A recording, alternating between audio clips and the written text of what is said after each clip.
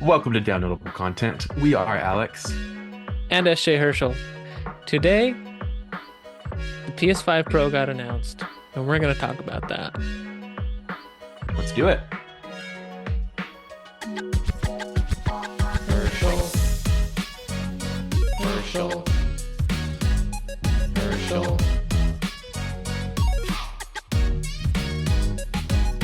Alex, yeah, I have some thoughts. You go first. Um, okay. So I want to start by saying that if you are excited about this, then that is great. And if you are going to buy a PS5 Pro, that is great. Especially if this is your first PlayStation 5 system, that is great. And as a PlayStation 5 owner, um, I see absolutely no point in upgrading. None. Oh, coming in hot. Now, wait, I hang on. Can I interrupt you for a minute and maybe just Go lay for it. down the facts real quick?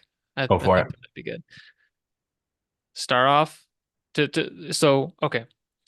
It's a 2 terabyte SSD console. It has Astro's Playroom pre-installed on it. It is a disc-less console. There's no version with a disk drive on it. However, you can purchase the available disk drive for the PS5 separately. Mhm.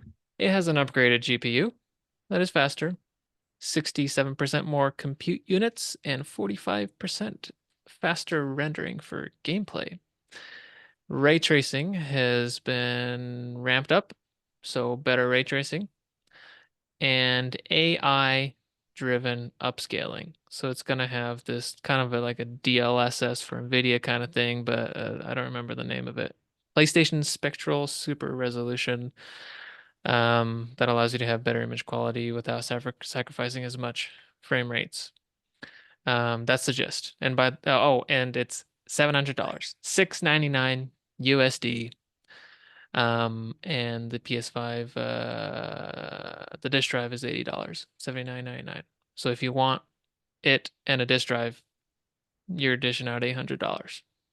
All right, keep going with your thoughts. Well, right. You're right. Um, so I'm a big believer in PlayStation. I know a lot of people are kind of soft on PlayStation right now because this generation has been very much um, very similar to their last generation of games. As someone who didn't get to experience that, I'm having the time of my life. I'm loving it. I don't regret putting on my wedding registry at all. I cannot think I cannot think of $500 worth of items that I would have rather gotten for my wedding registry instead of my PlayStation. Um, Based. I I use the PlayStation much more than I use my Nintendo Switch right now, even though I do believe I would still support everything that Nintendo puts out from a first party perspective.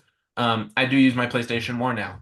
Um, but I think the hard part for me, um, is that I don't necessarily agree or think that it's necessary for the PS5 Pro to do what it's trying to do. Um, the Pro lineup of consoles has been the same for a while. It's just been a way for games to look a little bit better, hopefully perform better as far as a higher frame rate, and then also um like just be faster as far as like loading screens and stuff.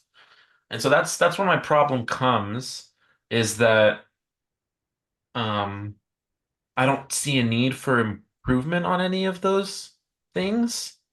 Um Graphically, the games that I've played on the PlayStation 5 base edition are stunning. They're absolutely stunning. Um and from a frame rate perspective, I've never been someone who's been able to see like a huge difference between 30 and 60 Hmm. FPS.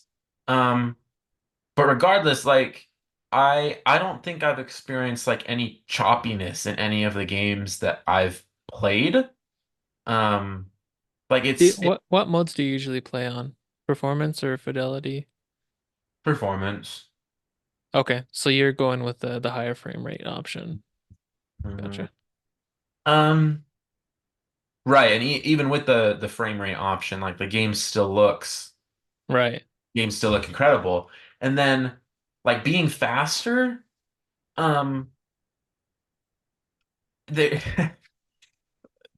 there's not a need for it with the SSD. Like I haven't experienced. That's the Okay, thing. I don't think load times are changed at all. I'm like pretty sure that is remaining the same. sure, sure. Like So the yeah, that will not improve, yeah. it's just it's so I struggle to understand kind of why someone would need this. Um, 'Cause I mean, even if people are, I mean, obviously there are going to be people that are more um, visually aware of graphic fidelity and frame rate, right? I don't question that I'm probably in the minority that um, doesn't need that to be increased. I know that people are always asking for that to be done because it makes the experience smoother for them, especially if they have, a PC. Going from PC to a console, that can be a big thing for them as they just feel choppier and they don't feel as smooth. Um, I just don't see a need for it at all. We've spoken at length about what we think the future of gaming is, like where do we go from here? And I stand firm on the point that from a console perspective, what I think the future of gaming should be is improved haptic feedback. A way to improve the experience of feeling what your character in a game is feeling. I don't see a need for him to go beyond that. And while I do, put a lot of stock into hopefully VR progresses, um, and just building machines that have the capability to provide even crazier ideas when it comes to gameplay and world building or, world systems Hmm. like graphically and frame rate wise, like for me, there isn't a need to improve very much in that area. So having a console edition where that's definitely kind of the main focus just isn't appealing to me very much. Um, could you remind me what is the price of the PS5 right now, the base version? Disc like the digital only and disc version, do you remember? Um, I believe it's the same as when they launched. I think the digital only is still listed at 450 or 449.99, and then the one with the disc is at 500. I think that's even You the are case for both correct. remodels.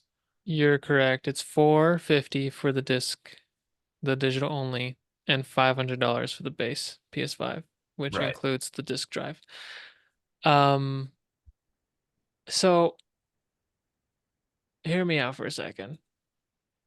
When I watched this announcement during my lunch break today, and I think for the price that you're paying, this is an extremely powerful machine.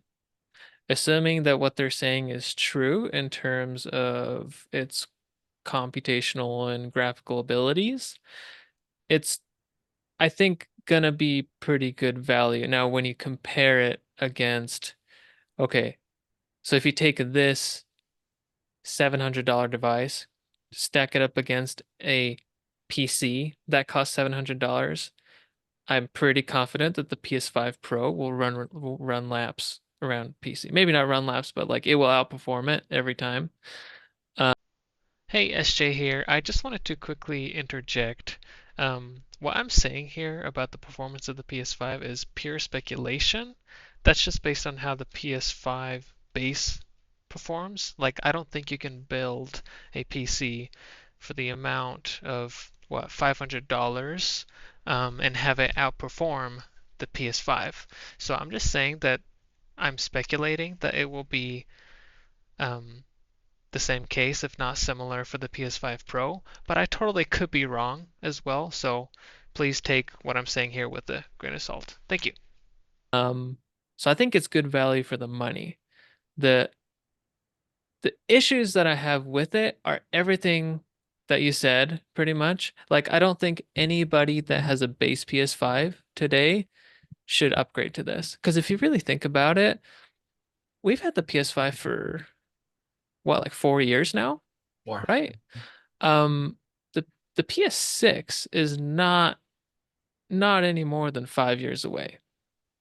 Do you really want to dump $600 into this? Um, Upgrading from a regular PS5. I just do not think it's worth that money, especially when you consider like if you're someone that's played the PS4 games, um, PS5 exclusives, I think that this is honestly one of the least compelling things about the current gen console is that the there are so many PS4 ports that work just fine for a lot of games.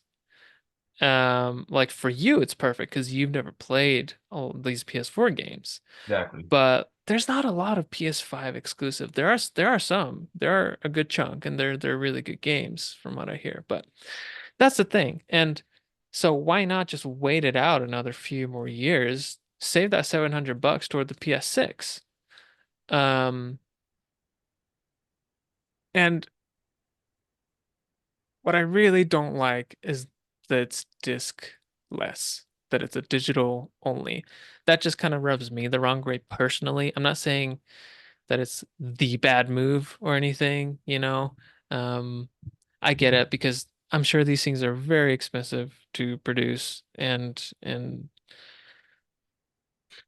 but you have to buy like basically if you're going into this, like you don't have a PS5 right now, you're somebody who's considering buying the PS5 for the very first time, which I think is the right demographic for this. I don't think anyone with the base PS5 should be buying this. Um, You're looking at, okay, if I want to buy the best of the best, I have to then dish out an extra $80. So with tax, you're paying over $800 for this thing. And honestly, for over $800, you can build a pretty decent like mid-range, mid to high range like PC that has insane longevity and you're not tied down to the PlayStation Digital Store. You can buy from any of the digital storefronts. You've got the Steam library. Like I think that's a much better value proposition when you're getting so close to the $1,000 mark. And just to throw this in here, everyone knows that I am not a PC. It's not that I hate PCs, but I am not like outrageously in support of them. I think I like consoles. I like the idea of console gaming. Okay. Um, but like you said, if you could build a PC for, $800 and some change, um, the reason that you buy a PlayStation is for exclusives, right? Ashley already kind of mentioned that the exclusives to the PS5 itself are limited. And also going to throw this out here that pretty much every PlayStation exclusive goes to PC about a year after launch. And so I cannot think of any major titles on the PS5 that you cannot get on PC. God of War is on PC. Returnal's on PC. The Last of Us series is on PC. I don't know if Ratchet and Clank has made it over to PC yet. Has I it? think it is. So it's just like I don't know if you're interested in investing and going the PC route at all, that's like another reason to not buy the PS5 Pro. And Sony, please don't take your sponsorship away from us. We really appreciate being sponsored by Sony. But like, there's just, and sorry, just to clarify for legal reasons, we are not sponsored by Sony. It was just a joke. But like, there's just no. I don't know why you would want to buy the PlayStation 5 Pro because there's just other ways to do it better. You can either just get the base, save yourself a lot of money, and not really miss out on any features, from my opinion, or you can buy a PC and then have access to it that way. So, Here's, I agree. That's, yeah. I think, okay, so who is this for? I'll explain that. Um, if you're someone that does not have the base PS5 right now, you are not a PC gamer, you are not interested in building a PC because it's a little overwhelming, you don't want to deal with all of it, you just want a simple console gaming experience and you're looking at the PS5 for the very first time. And you have some money to spend, you've got close to $900 to spend. And in my opinion, for true console gaming and like longevity, you want the disk drive. I really think you want the disk drive. And so you need to have that kind of money. And if you're the kind of person that, let's say, Alex, you load up you boot up your PS5, you start a game, you're in performance mode, you're running it at 60 FPS or whatever frame rate it's hitting, and you're like, man, I want more visual fidelity. So you switch over to the fidelity mode in Spider-Man 2. Now you're at 30 FPS. You're like, ah, man, this isn't good enough. I need more frame rate at this visual fidelity. If you're that guy, if you're that guy that is really picky about graphics and performance and stuff, which I don't know who you are because most people that are like that are PC gamers, then get the PS5 Pro and the disk drive. Because that's what it does. I watched the video and it's saying like, hey, now with the PS5 Pro, we've got this AI upscaling. So you can run it at a high frame rate and the visual fidelity is really good and ray tracing is better. So like if the current PS5 performance just isn't good enough, then get the PS5 Pro. But honestly, dude, like the PS5 base is very impressive. It's a fantastic value proposition. So, and also be ready, be okay with the fact that the PS6 might come out in like 3 years. right. I think that's a kind of one of the problems for me is that historically, like you go back to the PS3 and the Xbox 360, right? Both those consoles launched. Hmm. They're impressive consoles, but each of them kind of have their own issues, right? The Xbox has its red ring of death, and the PlayStation 3 is just too expensive for a lot of their customers. So Hmm. each of them come out with redesigns. Hmm. Um, Now they're not pro models, so they don't like up the cost or anything. They come out with redesigns that are better manufactured and better able to process and handle things, and people love it, right? People are very happy and satisfied with it. Hmm. Next generation, you get something kind of similar with both the Xbox and the PlayStation, where both of them launch, and the base versions of the Xbox One and the PlayStation 4 don't perform as well as they should. Or Hmm. there are ideas, developers, and games that have ideas that surpass the limitations of the console. And so those improved models come out, sell really well, people are really happy with them. And then we get to this generation, and they're just again, I'm not a game developer. I don't know if any game developers are having ideas that are limited by it.